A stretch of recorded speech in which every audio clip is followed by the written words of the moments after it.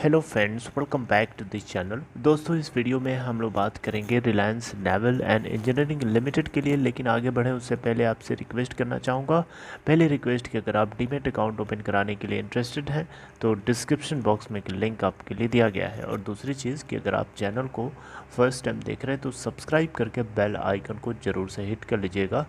दोस्तों, Reliance Naval and Engineering Limited के अंदर लास्ट ट्रेडिंग सेशन में 2.95 की प्राइस के ऊपर ओपन हुआ। 2.95 का ही हाई है और 2.85 का लो। अगर हम अपर सर्किट की बात करें तो 3.00 का लगा था, लेकिन अपर सर्किट हिट नहीं हुआ। लोअर सर्किट 2.80 का लगा था, वो भी हिट नहीं हुआ और बंद हुआ 2.90 के ऊपर। टोटल वॉल्यूम 25,97,156 और मार्केट कैपिटलाइजेशन है 213 करोड़ रुपए। दोस्तों, Reliance Naval and Engineering Limited के पास टोटल अभी तक जो अगर आप डेट देखेंगे कर्जा तो 12,097.58 करोड़ रुपए है। हम इसको 12,100 करोड़ रुपए मान लें तो कुछ गलत नहीं होगा। दोस्तों, यहाँ पे आपको एक चीज़ तो पता होगी, मैंने कभी बताया ज़रूर होगा कि इस कंपनी को लेकर के 3 सबसे बड़े जो बिडर्स हैं सामने उभर के आए हैं और इन तीनों की तरफ से जो जो ऑफर्स दिए जा रहे हैं वो आप लोगों को पता है। दोस्तों, वैसे तो 3 लोगों में से सबसे ज़्यादा जो फ्रंट कैश देने वाला है वो है हेज़ल मर्चेंटाइल, जो कि एक तरीके से देखा जाए तो हर्चन मर्चेंटाइल ऑफ वेरिटास ग्रुप।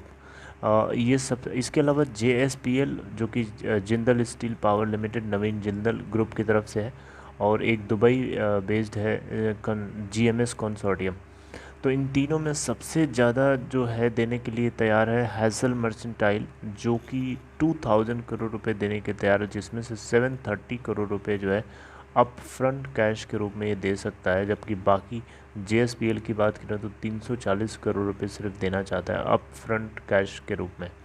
तो बहुत ही कम लोग हैं जो तैयार हैं अप फ्रंट कैश के रूप में देने के लिए। और 2000 करोड़ रुपए भी जो दिया जा रहा है, 12,000 करोड़ रुपए का टोटल कर्जा है और उसमें से 2000 करोड़ रुपए सिर्फ रिकवर होगा। राइट, तो आप खुद ही परसेंटेज निकाल के देख सकते हैं कि कितना ज़्यादा हेयर कट हमें यहाँ पे देखने को मिल सकता है। तो दोस्तों, इसी के चलते यहाँ पे अभी भी ये अनसर्टेनिटी बनी हुई है कि Reliance Naval and Engineering limited को एक्वायर करने के लिए क्या कोई बिडर सक्सेसफुल मिल पाएगा। क्योंकि अगर नहीं मिलेगा तो इसको national asset reconstruction company limited, जो कि बैड बैंक के नाम से बनाया जा रहा है देश के अंदर, सरकारी बैंक होगा, सरकारी बैड बैंक होगा, उसके अंदर इसको डाल दिया जाएगा। मैंने आपको ये चीज़ बताई थी। राइट, तो दोस्तों अब यहाँ पे क्वेश्चन उठता है कि इस बीच में आपको क्या बाइंग कर ली चाहिए इसमें आंख बंद करके, या फिर अभी धोखा हो सकता है। तो दोस्तों देखिए, ये इसका सवाल, इसका जवाब मैं आपको देता हूँ। देखिए दोस्तों, अब देखिए क्या होता है कि अब कोई भी कंपनी एक्वायर्ड जो होता है, जैसे कि मान लीजिए इस केस में मान लीजिए कोई JSPL मान लीजिए एक्वायर करता है, तो ये JSPL के ऊपर डिपेंड करेगा कि आप लोगों को या स्टेक होल्डर्स जो हैं इस कंपनी के, उनको किस तरीके से वो ट्रीट करना चाह रहा है। राइट, यानी आप लोगों को कैरी करेगा या नहीं करेगा, इस चीज़ को कमेंट करना मुश्किल है, ये बहुत ही अनसर्टेन भी है। राइट, तो दोस्तों ये इसी की वजह से काफ़ी रिस्की हो जाता है कि अब ये नहीं सर्टेन नहीं है कि वो चीज़ अगर एक्वायर करी जा रही है JSPL के द्वारा तो आपके शेयर्स को भी वो एक्वायर करेगा या इस कंपनी के इक्विटी वैल्यू को ज़ीरो नहीं करेगा। इसकी कोई श्योरिटी नहीं। अगर श्योरिटी होती तो रिस्क ख़त्म हो जाता, लोग आंख बंद करके बाइंग करना शुरू कर देते। मेरी बात समझ रहे हैं? But this is risky. अब हमने कई एग्जांपल्स देख रखे हैं इस तरीके के, तो ये डर और बढ़ जाता है, रूह कांपने लगती है, कदम नहीं उठाने का मन करता है। एग्ज़ाम्पल मैं आपको दिखा देता हूँ, आप खुद ही रियलाइज़ कर लेंगे कितना दर्द होता है इसमें। DHFL पहला एग्जाम्पल है। DHFL के अलावा दूसरा एग्जाम्पल है वीडियोकॉन इंडस्ट्रीज़। तीसरा एग्जाम्पल है उत्तम वैल्यू स्टील्स लिमिटेड। चौथा एग्जाम्पल है क्वालिटी लिमिटेड, एक कंपनी थी डेयरी प्रोडक्ट से जुड़ी हुई। ये 4 एग्जाम्पल तो मैंने आपको रिसेंटली बताए हैं। इसके अलावा और भी एग्जाम्पल छुपे पड़े हुए हैं। ये जितने भी मैंने एग्जांपल दिए, इन सभी कंपनीज़ के जो शेयर होल्डर्स हैं आज ब्लीड कर रहे हैं इस उम्मीद में कि काश कुछ ऐसा हो जाए कि कंपनीज फिर से रिलिस्ट हो जाएं। तो दोस्तों यही है इस वीडियो का मेन मकसद कि आप कोई भी कदम ये सारी बातें बिना जाने ना उठाइए, वरना कल आप फंस जाएंगे, कल अपने आप को कोसेंगे और कोसने से कुछ होने वाला नहीं है। राइट दोस्तों, जानकारी होनी ज़रूरी है। अगर हमें जानकारी किसी चीज़ की नहीं होती है, हमें उसके बदले धोखा खाना पड़ता है, और धोखा खाने से बहुत ही ज़्यादा दिक्कत भी होती है।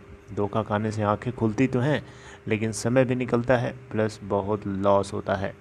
राइट, सो आप लोगों को ये कंटेंट इसीलिए मैंने बनाया, पोस्ट किया, कि आप लोग कोई गलती इस तरीके की ना करें। देखिए, अगर आपको शौक़ है ज़्यादा बाइंग करने का, तो आप अपनी इच्छा के हिसाब से, अपनी रिस्क टेकिंग कैपेबिलिटी के हिसाब से आप इसमें आंख बंद करके ये सोच करके इन्वेस्टमेंट करना चाहते हैं, कर सकते हैं कि आपका ये पैसा वापस आपको नहीं मिलेगा।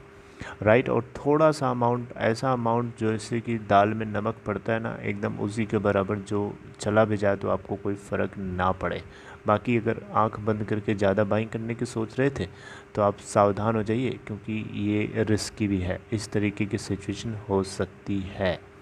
राइट, तो वैसे दोस्तों आपको बताना चाहूँगा, ज़रूरी नहीं है कि जो एक्वायरर होता है वो ज़रूरी नहीं है कि इक्विटी वैल्यू को ज़ीरो करे, कर भी सकता है, नहीं भी कर सकता। हमने ऐसे एग्जांपल्स देखे हैं जहाँ पे इक्विटी वैल्यू ज़ीरो नहीं हुई है। आलोक इंडस्ट्री लिमिटेड देख लीजिए, आपके सामने एक बढ़िया एग्जांपल है, जहाँ पे रिलायंस इंडस्ट्री लिमिटेड ने जब टेक ओवर किया था इसको, और जेएम फाइनेंशियल्स ने, तो इस कंपनी का इक्विटी वैल्यू को ज़ीरो नहीं किया, बल्कि उसको वापस रिलिस्ट कर दिया गया।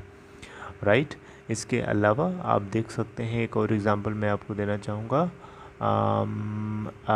ये आपका जेट एयरवेज़ ने भी एक्वायर तो किया, हालांकि उसमें बहुत सारे क्लियरेंस अभी होना बाकी है, लेकिन उसने भी ज़ीरो नहीं किया है, अपने शेयर होल्डर्स की इक्विटी वैल्यू को ज़ीरो नहीं किया उस कंपनी के। राइट, तो ऐसे कुछ एग्जांपल्स भी हैं जहाँ पे एक्वायरर्स ने कंपनी की इक्विटी वैल्यू को ज़ीरो नहीं किया, बल्कि उसको कैरी ऑन किया है। तो दोस्तों कोई श्योरिटी नहीं है, कुछ ज़रूरी नहीं है, कि कहा नहीं जा सकता कि किस मूड का कोई एक्वायरर आ रहा है, कुछ भी कर सकता है। इसीलिए थोड़ा रिस्की हो जाता है। आप अपने हिसाब से इस बात को श्योर करते हुए, दिमाग में रखते हुए आप कदम उठाइएगा, and don't make wrong decision. Right, चलिए अपना ख्याल रखिए, take care and be patienceful. आप पेशेंस रखिए। अगर आप गलती से ऊपर के लेवल्स पे फंसे हैं, तो आप जो है पैनिक तो हो ही रहा होगा, लेकिन कोशिश करिए कि वो पैनिक जो है किसी तरीके से मिनिमाइज़ हो जाए, क्योंकि पैनिक करने से कोई फ़ायदा नहीं है, नुकसान छोड़ करके। दोस्तों अपना ख्याल रखिए, take care. We will meet in next video.